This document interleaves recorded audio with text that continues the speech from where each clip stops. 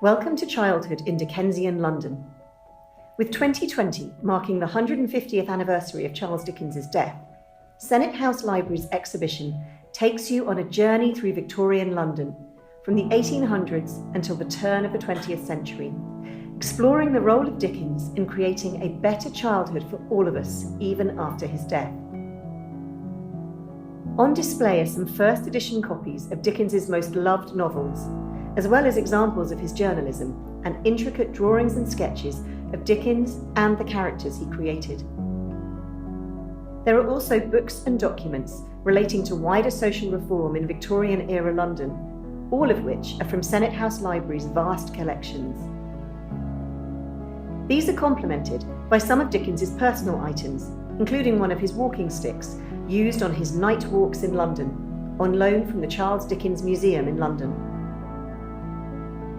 Focusing on social injustice through Dickens' most famous deprived child characters, in this exhibition you can put yourself in the shoes of a young child in the 1800s and consider how much things have changed almost 2 centuries on.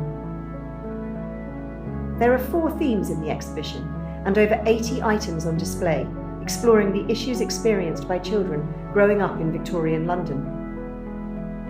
At the age of 12, Charles Dickens worked 10-hour days at Warren's blacking factory, living alone in lodgings, while his parents and younger siblings were in prison.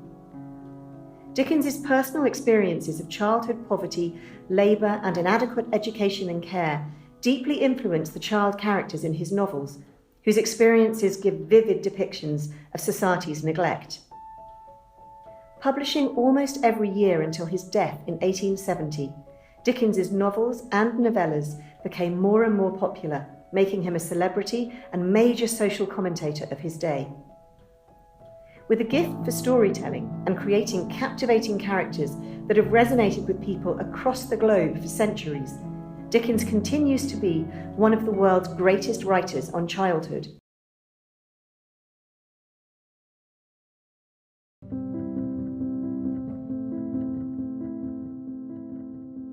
Charles Dickens never forgot what it was like to be a poor child.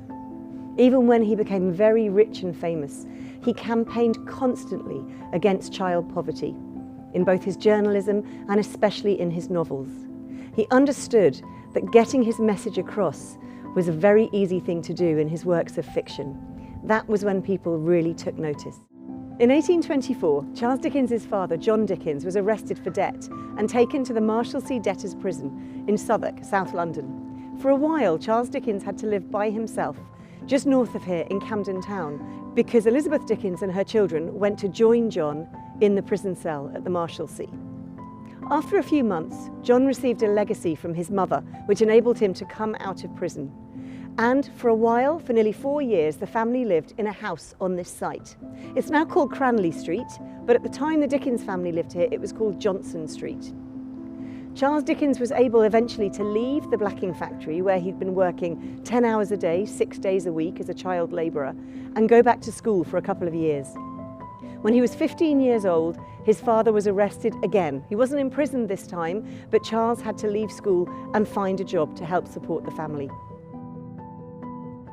Charles Dickens moved to number 48 Doughty Street in 1837. While living here, he wrote some of his most famous early novels, but it had taken him a while to get to that point in his career. After leaving the blacking factory and going back to school, he then worked as a solicitor's clerk, a job which he hated. He taught himself shorthand and he became a freelance journalist. He then realised that what he really wanted to write was fiction. In this house, he completed Oliver Twist. He also wrote Nicholas Nickleby, both of which featured child characters very prominently. Dickens felt very keenly that children in the 19th century were often at the mercy of adults. We see many of his child characters whose lives are blighted by the adults around them, such as the children in Fagin's gang, the Artful Dodger and his friends, all of whose lives are being shaped by Fagin, Bill Sikes and other adults. Perhaps the best way of summing up his legacy is this quotation from Great Expectations. "In the little world in which children have their existence, whosoever brings them up, there is nothing so finely perceived and so finely felt as injustice."